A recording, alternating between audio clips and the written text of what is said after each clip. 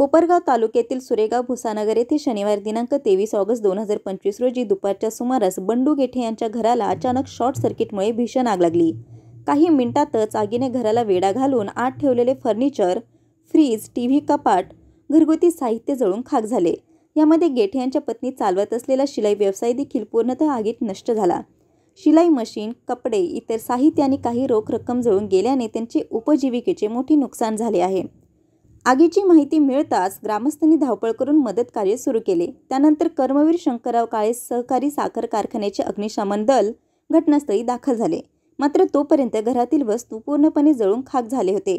या घटनेमुळे गेठे कुटुंब अक्षरशः उघड्यावर आले असून त्यांच्या डोळ्यातून अश्रू अनावर झाले।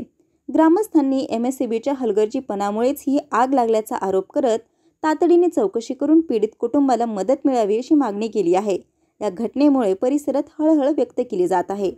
संवाद महाराष्ट्रासाठी रवी वाघडकर, कोपरगाव। प्रकार जवळजवळ 5:30 दरम्यान घडला आणि शॉर्ट सर्किटमुळे भरपूर नुकसान झालं। जे शिवणक्लाचं मटेरियल होतं, जे फॅशनचा आपला एक बिझनेस होता, तो पूर्णपणे ब्लाऊज वगैरे सर्व असं जवळजवळ 70 ते 80,000 ब्लाऊजचं नुकसान झालं। त्यात आमचं धान्य पण होतं आणि रोख रक्कम 35,000 रुपये होती कपाटामध्ये, ते जवळ पूर्णपणे खाक झाले।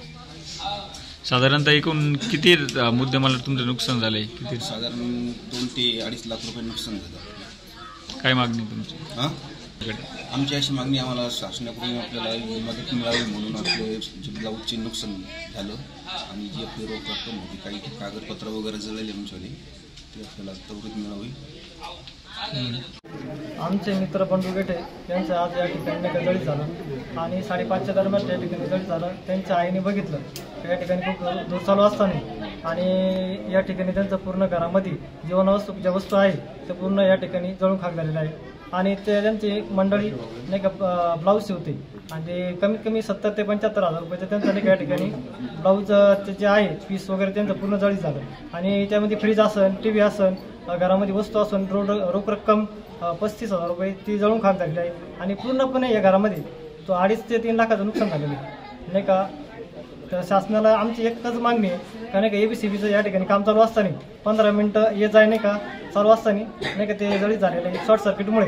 तर मग शासनाला एकच मागणी आहे आमची का न्याय मिळावा यांचा या पूर्ण कुटुंबाला नाही का, शासनाकडून काहीतरी भरपाई मिळावा अशी आमची या ठिकाणी विनंती।